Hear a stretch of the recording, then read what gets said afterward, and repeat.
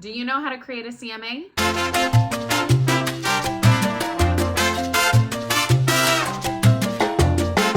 Hey guys, Brittany with Brittany Hannon Real Estate. I'm a real estate agent, coach, and investor. And every week we do a weekly workshop where we talk about a different topic in real estate to help you move your business forward.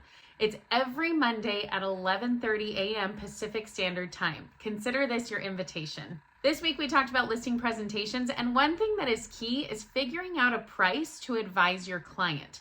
And what you need to do that is to know how to create a CMA, a comparative market analysis. And so that's what we're talking about today, how to do it. And this is specific to my MLS, but if you are outside of this area and using a different MLS, that's okay too, because you can still use these same basic tools and ideas to create your own CMA. So let's jump in and get started. How to do a CMA.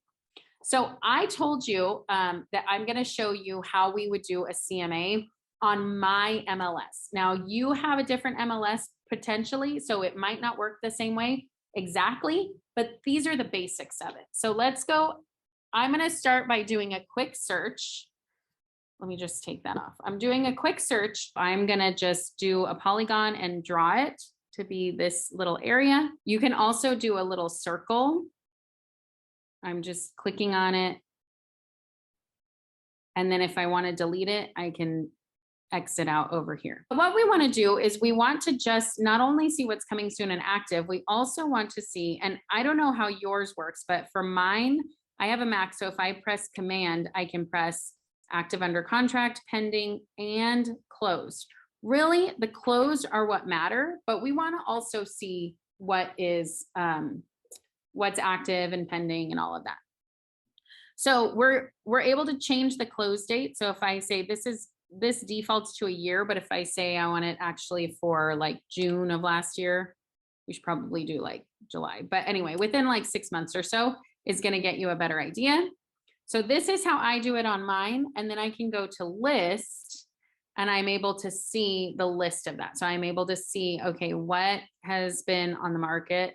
Now, the other thing that I can do is I can go here and I can say, actually, let me change it to a minimum number of 3 bedrooms and a minimum number of 2 bathrooms so that it's closer to what my subject property is. And then that's going to change it a little bit. So if I go back to list, it's going to show me, a few houses that are in that area. Okay, so if I click on CMA, I can do a 1-line CMA, and it's just going to show me all of the numbers. It's just going to show me here's all the information for what we had, all the active properties, all the pending properties, and all the closed properties. And it has some good information, like it has the averages for all of this stuff, average days on market, average home price, the original list price, all of that kind of stuff. So you can take a look and you can see this. Now, personally, and this is a personal opinion, I would not give this to a client because unless somebody is super analytical and they love looking at numbers, they're going to be like, this means nothing to me. Give me actual facts. So what I like to use is this cloud CMA. Now, some of you may not have this, which is why I don't want to dig into this. But if you do have it, I like to use it. And let me show you. I'm just going to show you a sample of this because not everybody has this. I'm not going to go into it, but this is totally customizable. So what I have is a summary of the comparable properties, which is basically that 1 line. So for people who are interested in that, like the analytical people, they still have the numbers, but then also for people who are interested in more of, like the pretty things, more of the aesthetics, we have photos on here as well. And I can edit this and I can remove what I want. I can say, this is too many pictures. This is too many listings, whatever it is. I can change all of this. But what's nice about this is that I just have to have the address, because sometimes I can have the address and I can have the general map view. But if I don't know exactly where it is, it's hard for me on my MLS to actually narrow it down to the map search bar, because I'm like, wait, was it north of the freeway or south of the freeway? Depending on where you're listing, you may not know exactly that area. So you want to make sure. So that's part of why I like Cloud CMA. Now, helpful hint. If you are a buyer, are you looking within 1 mile of this one property? Probably not. Now, if you're looking specifically for a beach area, maybe it would be a smaller location, but most people are going to say, actually, I'm looking in all of Oxnard, for instance. And so I want to make it a bigger area. And I want to say, okay, so now I want to know what are the properties that have closed that are more than 3 bedrooms, 2 baths, and what are the prices these are at? I want to see what these prices are. Now you can edit this and you can change this to be a little more narrow because you're going to get a lot of stuff. Like here you go. You're going to get a ton of stuff.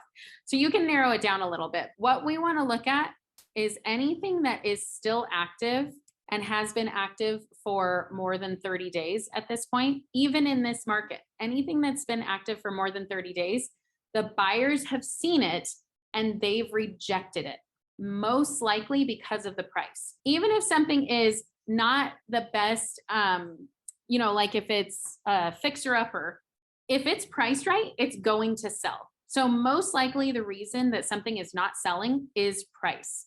Now, sometimes you have, different reasons for things not selling, but the most common reason is that it's not priced right.